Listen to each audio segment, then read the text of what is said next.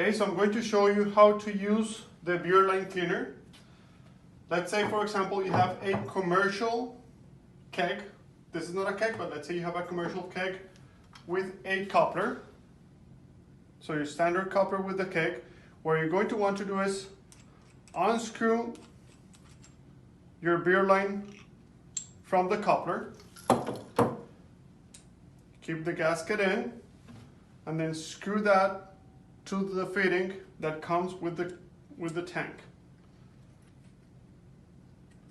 So once that's screwed, your beer line is going to be connected to the tank. You can add your sanitizing agent to the tank.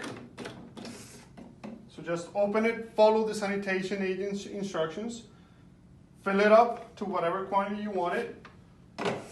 You screw it back in.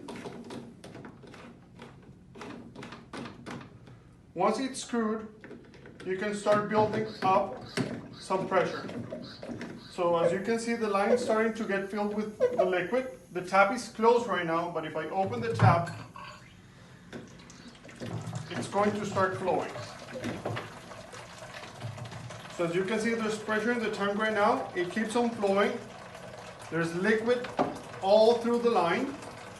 What you're going to want to do is close that tap once there's liquid in it. So you let it sit for a good 20 minutes, 25 minutes, half an hour.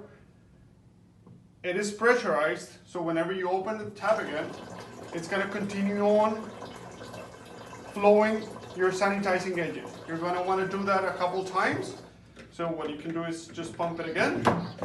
Make sure there's a lot of pressure in there. So your line is all pressurized with sanitizing agent. And then you can open the tap again. Let it run through it, let it clean, let it flow. You can close it, do it again. So you can see the tank is holding pressure. It's holding the pressure in the line, so whenever you open the tap, it just lets it free flow. So that's going to help you clean your beer lines from the bottom up, cleaning your tap.